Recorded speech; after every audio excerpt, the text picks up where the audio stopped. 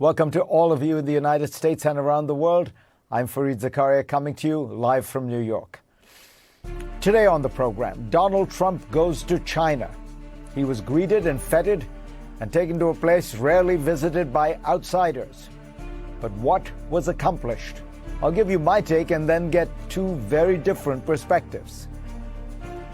Plus, we'll take a detailed look at what war and inflation have done to the American economy.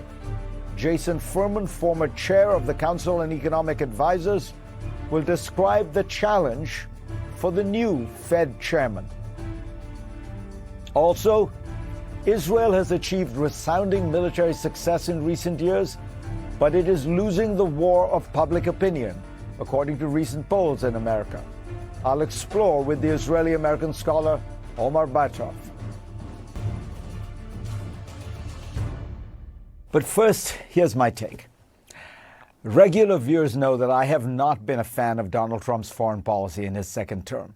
From threatening to seize Greenland and annex Canada, unilaterally raising tariffs sky high, to the fiasco of the Iran war, Trump has been reckless, chaotic, and deeply destabilizing. But he might well turn out to have the right instincts and perhaps even the right policy in one crucial arena, the U.S.-China relationship. In Trump's recent interactions with Xi Jinping, we saw a version of him rarely on display. He was respectful, almost deferential, eager to emphasize their personal rapport. Xi, by contrast, remained formal, disciplined, and never especially warm. The asymmetry was revealing. Donald Trump is obsessed with power.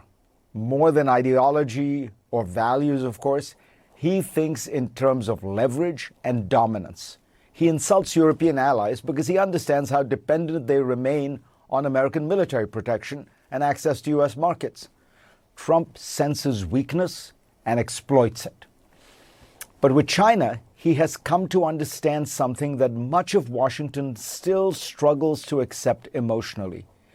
Beijing has enormous strength of its own, economic, technological, industrial, even military, and can wield it effectively. So Trump has evolved from belligerence toward a more complicated mix of rivalry and cooperation. That may be what this relationship requires. Contrast Trump's visit with the first meeting of Biden officials with their Chinese counterparts in Anchorage in 2021.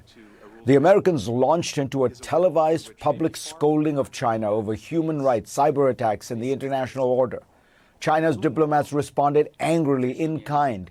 It was less a serious diplomatic exchange than a cable news shouting match. Many centrist Democrats live in fear of being portrayed as soft on China.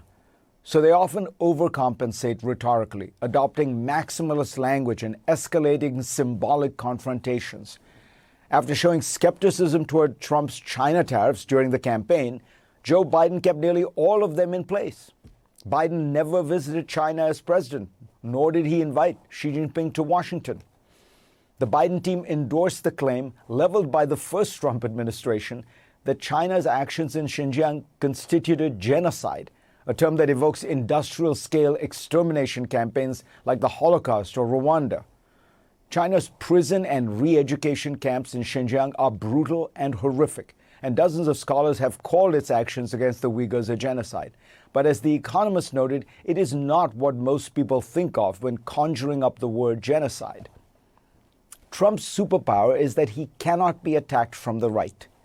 He came to power after the 2016 election, railing against Beijing, blaming it for lost manufacturing jobs, trade imbalances, and America's industrial decline.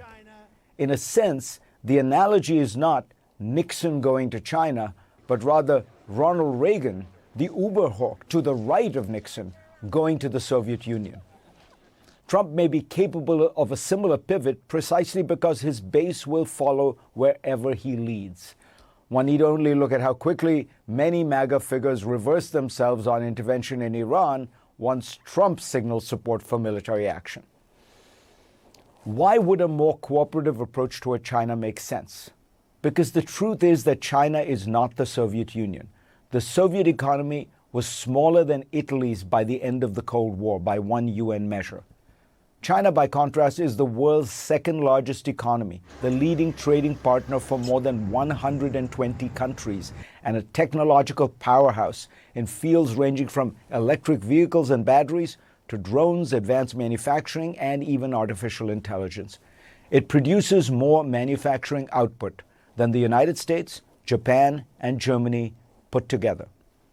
Trying to launch a full-scale Cold War against such a country would not resemble the struggle against Moscow when the world was already divided. It would mean tearing apart the global economy itself.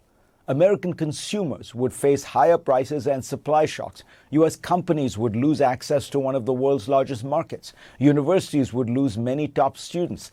The danger would not simply be economic pain. It would be the creation of two hostile technological and geopolitical blocs spiraling toward increasing confrontation. Of course, the US and China are rivals. That is unavoidable in a bipolar world. They will compete economically, militarily, and strategically for decades to come. But rivalry need not mean total rupture. In the weeks before he died, Henry Kissinger noted to me that leaders of both countries should keep in mind how, in 1914, nationalist competition, pursued with no concerns about its consequences, led to a world war that upended the entire global order. In an age of AI, cyber warfare, and nuclear weapons, maintaining channels of dialogue and cooperation is more important than ever. The two countries should compete fiercely while still trading, talking, and collaborating where possible on nuclear stability, AI safety, pandemics, and financial crises. During the Cold War, Washington and Moscow maintained arms control talks even at moments of intense hostility because both sides understood that unmanaged rivalry could end in catastrophe. That remains true today. And if Donald Trump, for reasons rooted less in philosophy than instinct, has come to recognize this basic reality, then on this issue at least, his pragmatism makes sense.